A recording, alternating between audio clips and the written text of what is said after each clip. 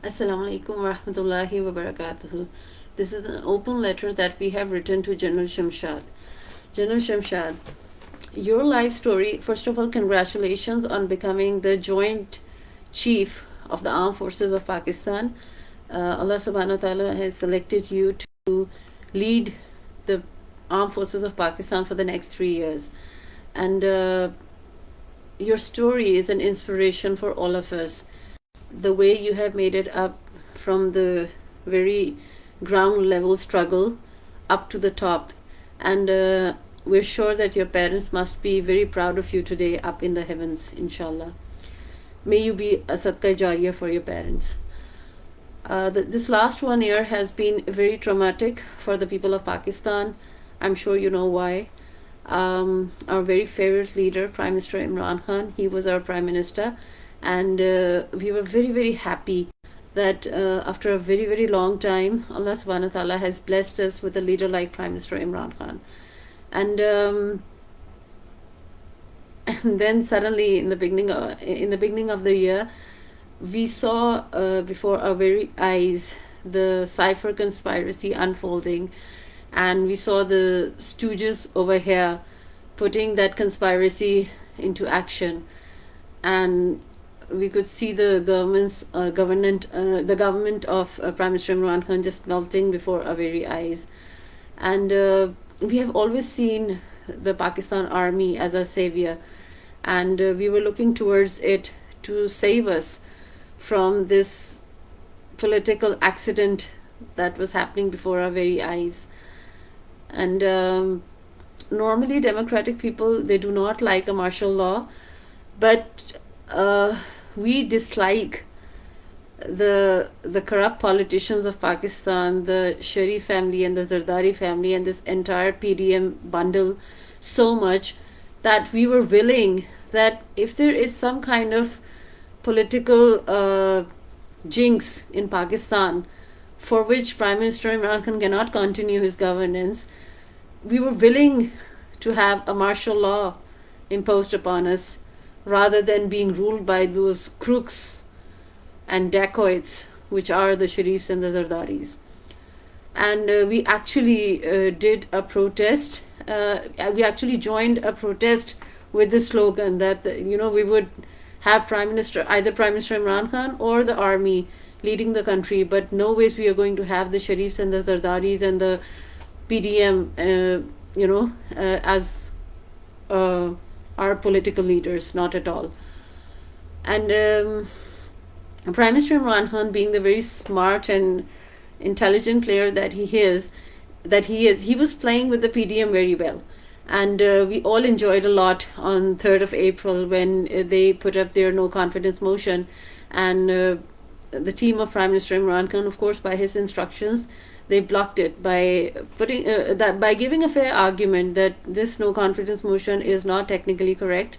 It is being launched in response to a conspiracy, an international conspiracy, and there has been horse trading to have this no confidence motion put into action. So it's not legal. And in the following week as well, Prime Minister Imran Khan was very calm and cool, and he said that the Pakistani people are really going to have a fun time, watching all these events unfold, because he was prepared and he was blocking them well as a player. But on the 9th of April, even the 9th of April, when the no confidence motion was was being put into action once again, we were watching and waiting and seeing how Prime Minister Imran Khan will finally bowl them out. And then we heard a very strange news. We heard that General Qamar Bajwa, the Chief of Staff at that time, Chief of the Army Chief at that time, that he has reached the Parliament with a prisoner van. And we actually got excited, and we thought that he's here to finally pack up this stupid game that is going on, and he's going to pack up all of these crooks who are the Sharifs and the Zardaris who's trying to wrap up the government of Prime Minister Imran Khan. He's going to put them in the prisoner van and take them away. And finally, we'll be rid of this nuisance that these people are. And, Prime Minister Imran Khan's government will run smoothly. But we got the shock of our lives, literally the shock of our lives, when we realized that the prisoner van was not there for those crook politicians, but it was there for Prime Minister Imran Khan. That if he does not, or his party does not conduct the no confidence motion, probably he'll be put into that prisoner van and be taken away. So we do not understand why Bajwa did what he did. Because, as I said before, we have always envisioned the army as our saviors. There was a time that, the public did not like the police very much because the police were corrupt and they were known for their cruelty and how they dealt with people in the police stations. But when, between the police and the army was always much respected, and we felt a sense of security by the army. But what Bajwa did, that sense of security just evaporated. And we did not know who to look towards to save our country from this calamity that we were just, watching falling upon us. And after this regime change operation, whoever opposed this regime change, you know very well what happened with them. There were arrests, there was torture, there was the filming of personal videos and having them leaked on the social media to create an embarrassment for the person who was trying to stand up in these hard times and face the hard times, and the person who was speaking truth and standing up with Prime Minister Imran Khan. All of these people, all of us, were being pressurized into accepting the regime change operation and be quiet about it. We can't be quiet about it. And the deed of Bajwa and a few of his friends has polarized the society. And there is a polarization between the public of Pakistan and the armed forces of Pakistan. Look, there are good and bad people. And in every organization, there are also good and bad people. It is the responsibility of that organization to keep a watch on its people, on its members, and to pick out those people who are doing corruption and to remove them from their position and to punish them for what they're doing, because they are spoiling the name of the institute. What Bajwa has done, he has done no service to Pakistan and he has done no service to his institute. Rather, the counter.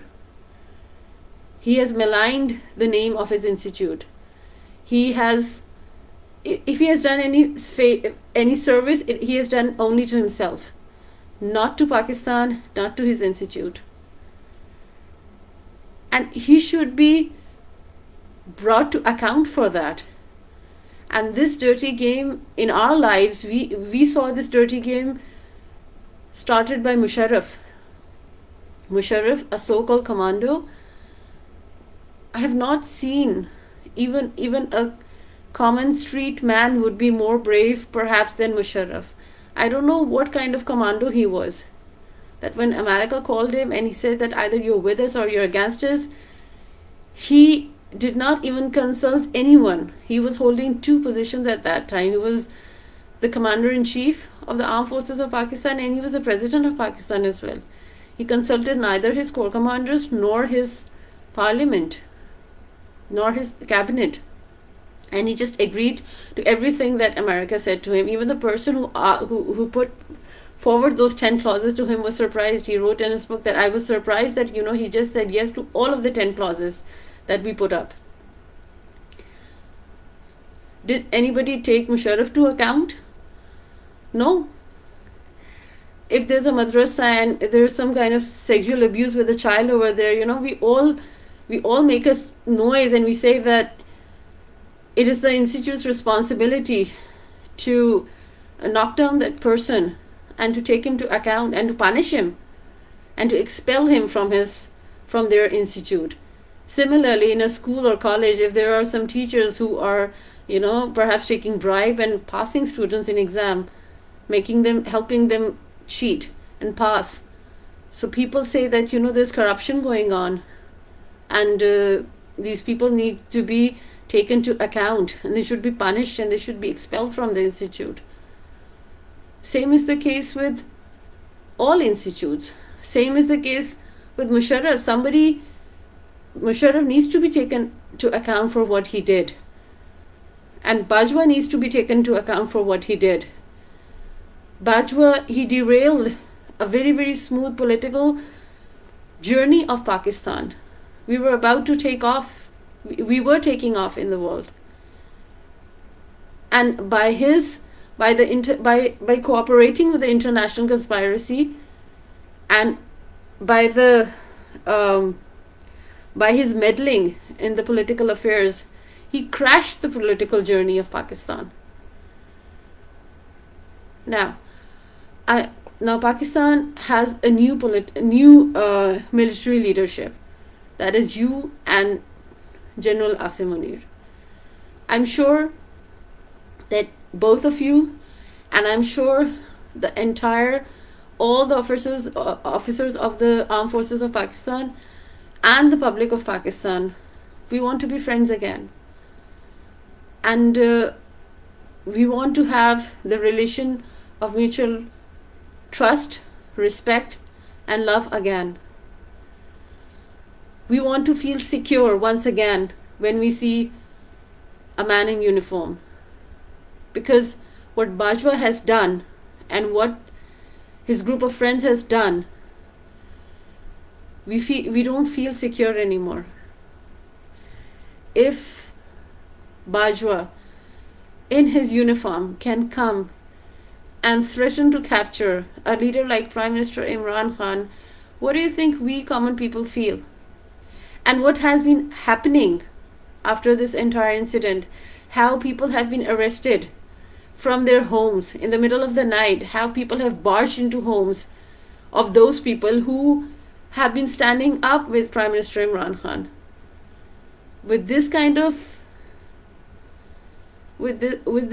behavior and this kind of meddling with politics, there's a huge trust deficit now.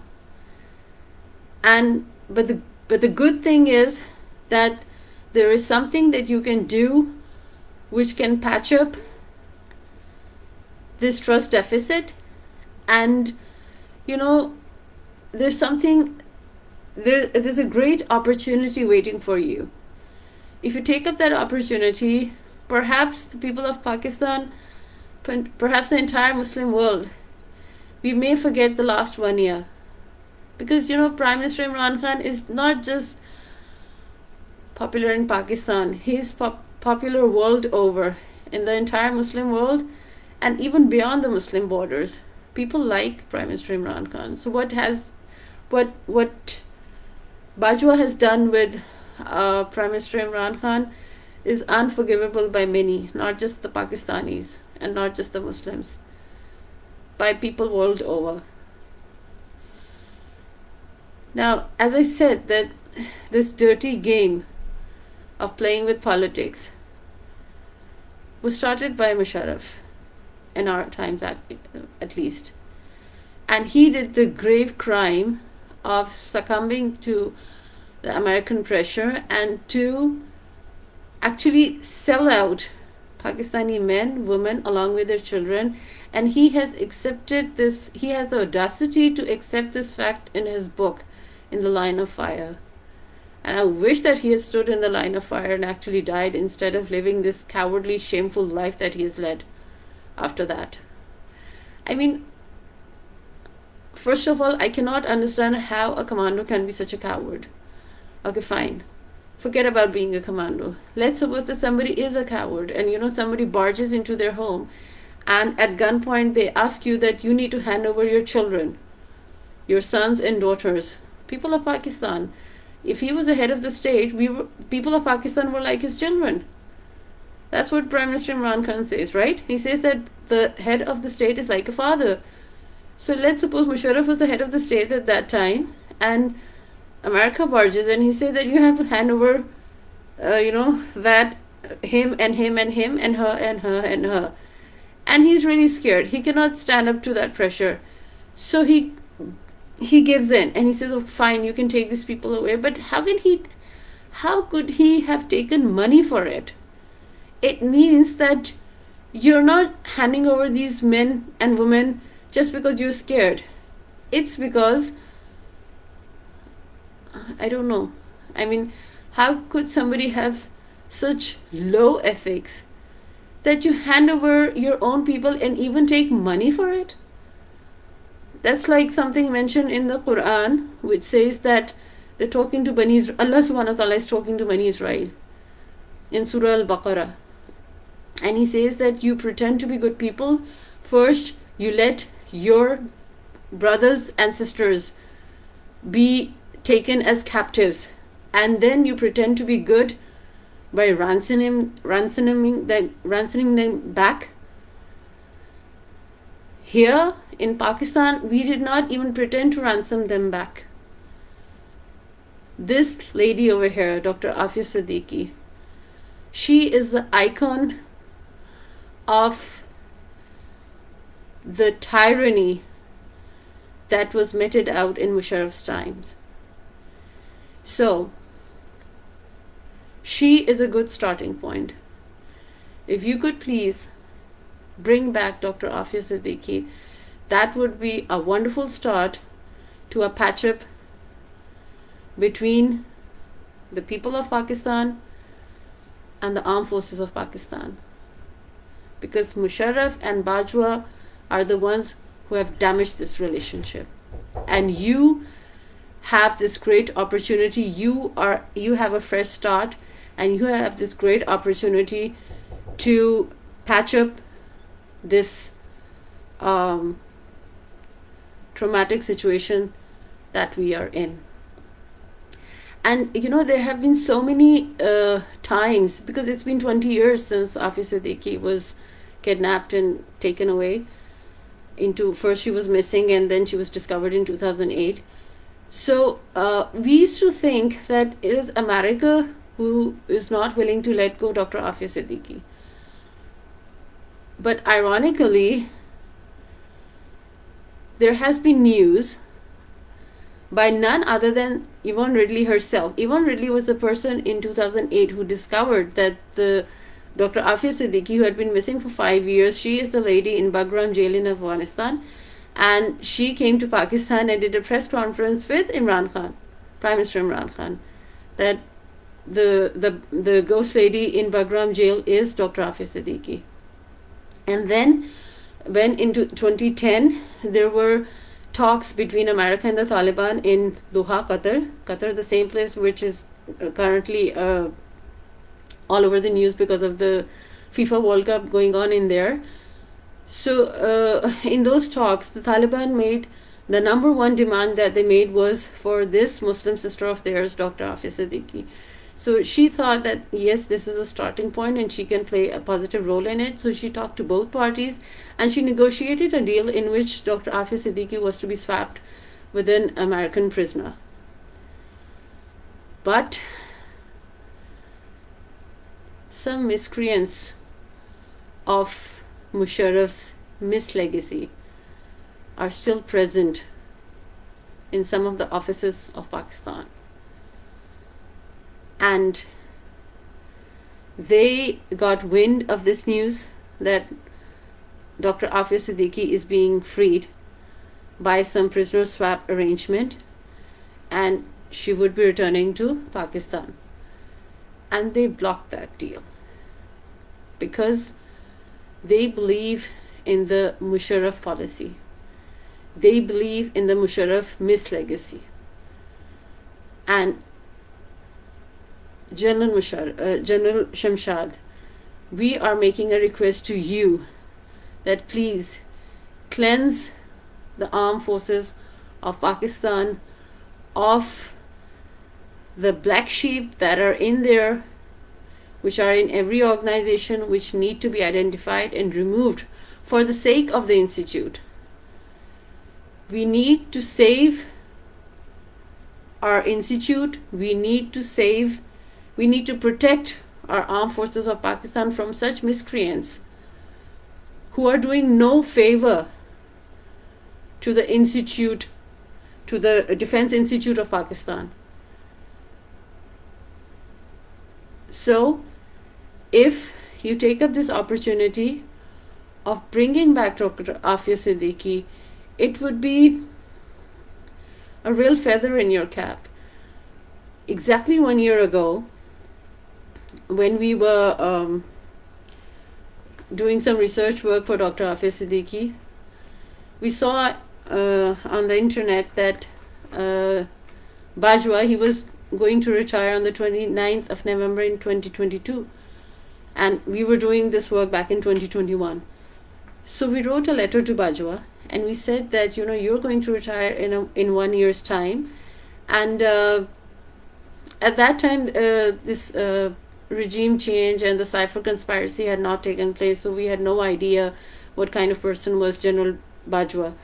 Nonetheless, we wrote him a letter and we said that, if you have 1 year more to go, and if you would be brave enough to bring back Dr. Aafia Siddiqui, it would be such a feather in your cap on your retirement, and you would retire with such honors, and people will remember you in the league of Muhammed bin Qasim and Tariq bin Ziyad, that you are the person who brought back Dr. Aafia Siddiqui, who Musharraf had given out. So you will be a hero down the lane of history. And forget about Dr. Aafia Siddiqui, he even sent out one person that was already in office in Pakistan, Prime Minister Imran Khan. So Bajwa has disgraced himself for the rest of his life for what he has done in this one last year in Pakistan. I'm not talking about his corruption right now. I'm just talking about his role in the cipher conspiracy and the regime change operation. People of Pakistan will not forgive him at all for the trauma that we have gone through and the way we have rolled back from our progress, the progress we were making as a nation, as a country. But to you, I make this request. Perhaps Allah subhanahu wa ta'ala has destined this feather of achievement of bringing back Dr. Aafia Siddiqui for you. So you have a fresh start. You have this golden opportunity. We were, because there was so much talk about seniority and going by the books and going by the rules, so we also did a checkup of the hierarchy in the armed forces of Pakistan, and we see that under the Ministry of Defense, you are at the top position. You are the Joint Chief, and the Army and the Navy and the Air Force all are under your command. So you have a very high responsibility of overseeing Pakistan's defense in the coming years, and the additional responsibility of highlighting the people who are damaging the institute, the institute of the armed forces of Pakistan. They need to be highlighted. People like Musharraf, people like Bajwa, and their deeds must be undone. And Dr. Aafia Siddiqui, she being the icon of tyranny, I mean, the icon of the tyranny that Musharraf did in his time. She is an iconic personality. If you free Dr. Aafia Siddiqui, you will be hailed for your heroic act, not just in Pakistan, but in the entire Muslim world. And not just in the Muslim world, but world over. Just like Prime Minister Imran Khan is a favored personality world over, inshallah, you will also become a great personality, known as a great person, known as a great commander, known as a great chief all over the world if you bring back Dr. Aafia Siddiqui. It's a request to you, please. Assalamu alaikum wa rahmatullahi wa barakatuh.